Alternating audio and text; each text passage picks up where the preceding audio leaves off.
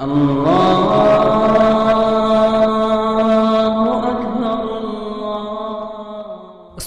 босогосун мекендешибиз Койлубай ажы Термичек уулу аттап өткөн жылы Меккеге барып, кыргызстандык зыяратчылар үчүн мейманкана акысыз экендигине күбө болгонуна токтолду. Мындан улам каарманыбызда эмне себептен кыргызстандыктар үчүн мейманкана акысыз деген суроо жаралып, өз алдынча иликтөөсүн баштаган. Анын айтымында окуянын чоо жайы Совет убагынын алгачкы жылдарына барып такалат экен. Алла Тааланын насиби буйруп 2013-жылы ажылык сапарга мен ошо тилегим кабыл болуп ажылык сапарга барып келдим. Биз жашаган гостиницада прям үстүндө арабча, анан орустун тамгасы менен Кыргызстандан барган зыяратчыларга, кыргызстандык зыяратчыларга жатакана бекер. Анан машина менен тамак алып келет, анын капталында да арабча, анан кыргызча жазылуу кыргызстандык зыяратчыларга тамак аш бекер деп жазылып турат.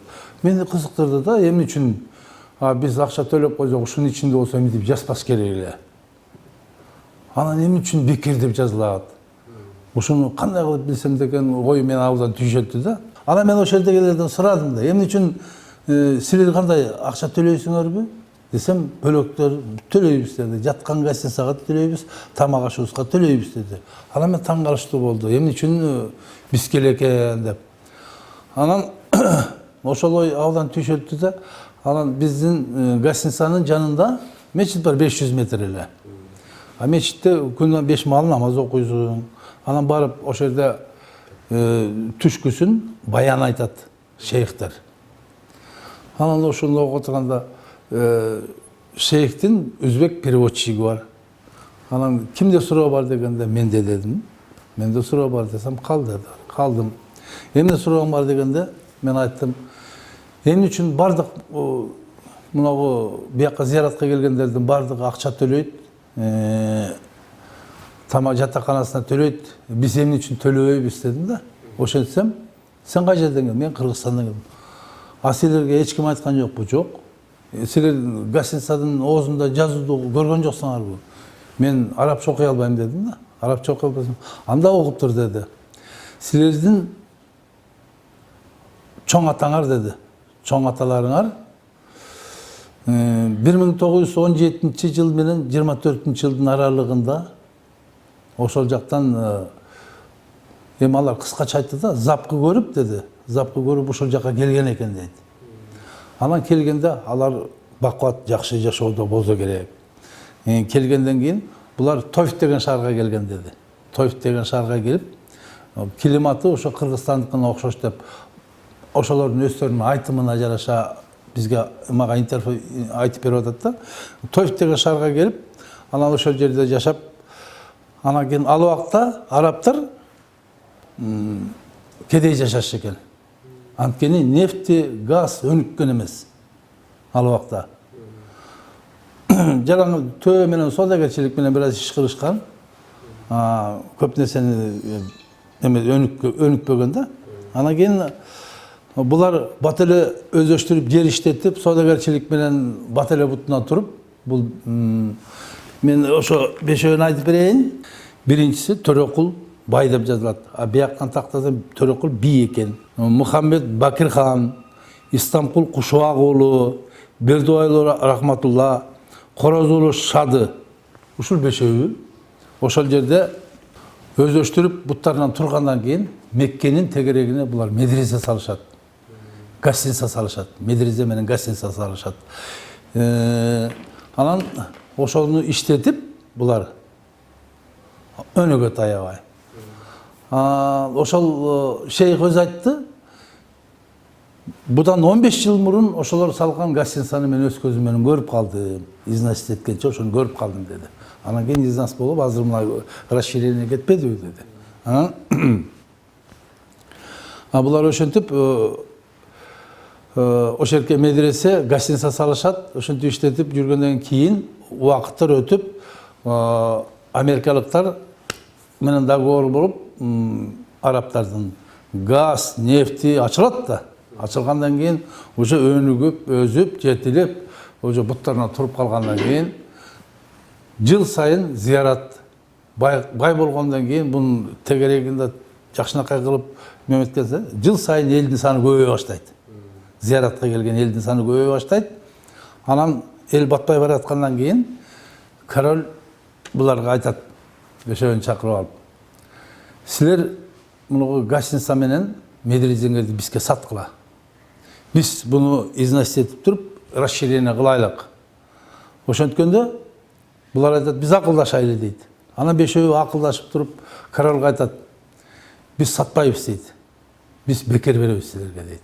Эмне үчүн бекер бересиңер дегенде, качандыр бир убакта биздин урпактар келет, ошондо бир ай жатаканасын, тамак ашын бекер кылып бересиңер дейт. Койлубай ажынын айтымында мындан улам жергиликтүү бийлик шартка макулдугун берип, ортодо түбөлүк келишим түзүлгөн. Ошондон тарта бул келишим күчүндө экен. 1993-жылы эгемендүүлүктү биздин мамлекет өзүнчө алгандан кийин биринчи жолу автобус менен барышат кыргыздар. Автобус менен барат. Барганда жатайын десе гостиницалар биткөн, толо. Эми аерде биз барганда 45 градус ызык болду. Эми аерден чынын айтканда жата бересиң, эшикте деле жата бересиң, каалаган жерге жатсаң болот да, мындай. Душаңды коюп жатсаң, бардык жери жумшак көрүнө берет. Жатып, анан ошол жерге гостиницага тегерегине автобустун ичине жатышат. Берден барган кыргыздар. Анан бир шейх келип көрүп, силер кай жактан келдиңер дейт. Эми бизде көбүнчө отличие этет эмеспи, орнамент кийинген кыргыздын калпактарын көргөндө сразу алыстан баары суктанышат негизи. Анан шейх көңүл буруп, кай жактан келдиңер деп сурап да. Анан Кыргызстандан дейт. Кыргызстандан десе, эмне үчүн силер берип жатсыңар десе, месте жок дейт. Шейх кирет да, ичиндегилердин баарын ар бир комнатага бөлүштүрүп туруп, хозяиндар келди деп туруп, гостиницанын хозяйлери келди деп туруп, бүттү киргизип жаткызат. Анан айтат, силердин предке чоң атаңар ушундай договор менен үшүнтүп кеткен. Бул договор түбөлүк силерге жыл сайын келгенде бекер деп ажы башчылыгына түшүндүрөт. Анан кийин булар жатып, ошол бойдон келишет. Ажы башчылары ошол убактан ушул убакка чейин эмне үчүн айтпайт, эмне үчүн элдерге мындан айтпаганы мен ошол мага кызык болот да.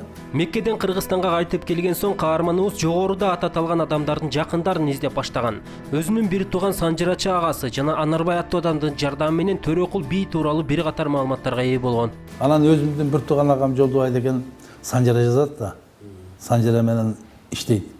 Анан мен ошого келер менен айтып бердим да, ушундай десем, анан бир күнү чакырып калды. Келчи. Муну Санжырада Төрөкул бай деген жүрөт деди. Лейлектен. Анан окусам бүт туура келип атат. Жылы барганы, Тоюп шаарына барган деп бүт Кесек уруусун жазган бир Санжырачы бала бар экен. Ошо бул Төрөкул бай Кесек уруусунан экен. Ошонун Меккеге барып, Тоюп шаарына барып, ошол жерде медресе мемет салгандар бүтүп жүрөт. Анан ушул дедим, ушул 28 жолу ажылык кылган экен. Бул киши 28 жолунда бүттүгүн кыргыз элин арнапыр. Мекке шаарынын Лейлектин Гордой деген айылынын ардактуу атуулу деген титулу бар экен бул кишинин. Анан ошол жерде Санжырага жардам берген Анарбай деген киши бул жактан ошол менин агамдын үйүнө келип калды. Анан мен ошол Анарбай абага айттым. Анарбай аба, мен ушундай Меккеден ушундай неме көрүп келдим. Ушундай жаңылык. Бирөө ушу Лейлектен чыгып атат, калгандар ошол жактан чыгыш керек. Ал аяктан келип, нарындан же таластан келип бирөөлөрдү алып кетпейт. Ушундай болуш керек. Изилдеп көрбөйбүзбү? Десем, хорошо деп бүт жазып алып туруп, бир айга жетпей звонить этпедиби? Мен таптым баарын деди. Ошо төртөбү Лейлектин ошо Гордой деген айылынан, бирөө Айбикеден, немеден алдагы Исхак Разаковдун айылынан туугандар экен. Ал эми Пахирдин Ахмат уулу жогоруда ататалган 5 адамдын бири Бердибай уулу Рахматилланын чөйрөсү экенин айтат.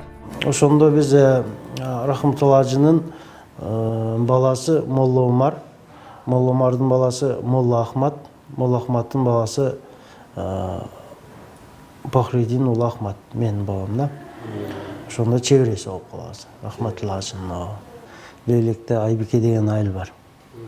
ошонун астында Кекире деген жер бар. Анын берки жагында Майтоңбоз деген жерлер бүт ошо кишиге караган экен да. Ошо рахматчыла ушу карыганда бала көрүп, анан 90 жашында жээни Жусуп дегенди алып, ошол кысым көргөнбү, кандай болгон, эми ошол убакта орустар келген да. Булар эми Кокон хандыгында иштесе, байлардан баягы байлыктарын тартып алып, жанагы бүт жерлерди эме кылып, куугунтукталганбы, кандай болгон, ошондой болуп, анан Арабияга кеткен экен.